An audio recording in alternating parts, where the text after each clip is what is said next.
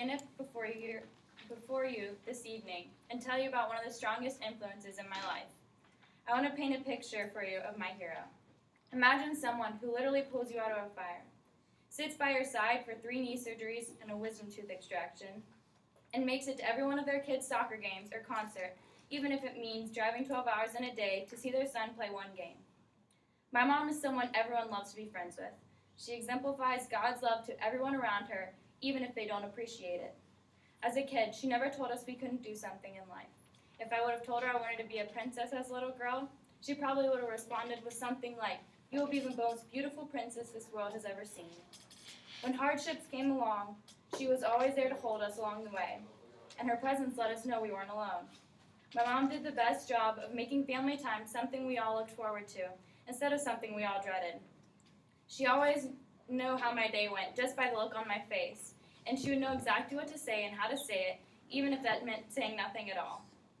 No one would ever know she lost her own mother when she was 18, because she never used that as an excuse. Instead, she used it to work hard, and I am so blessed to have her as my mother.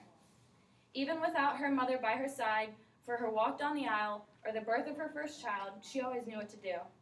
My mom is the kind of woman who does more than anyone knows because she never asks for recognition, but instead she does it just because she genuinely cares for everyone around her, and she puts everyone else's needs before her own.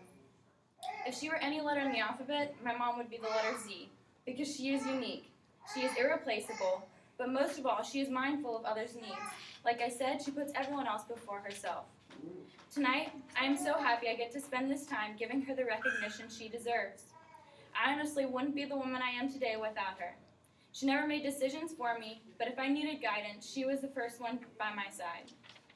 What I love most about my mom is that she never forced faith upon my brother and me, but instead, she guided us in our walk of faith and encouraged us to grow deeper in it each and every day.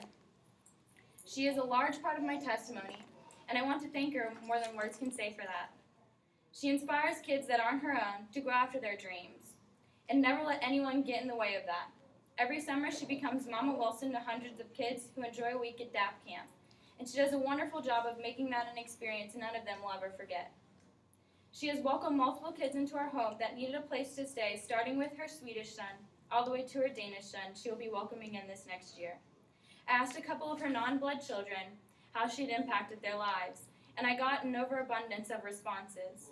One of them said, "Her bright, selfless, caring, spiritual personality has guided me to encourage others to reach their full potential.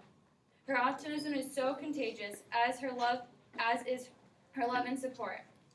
My mom has touched so many people's lives, it's beyond inspiring.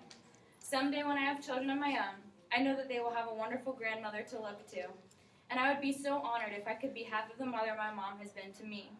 Thank you, Mom, for being the greatest example of the kind of woman your son should marry and the kind of wife, mother, sister, and best friend I should be."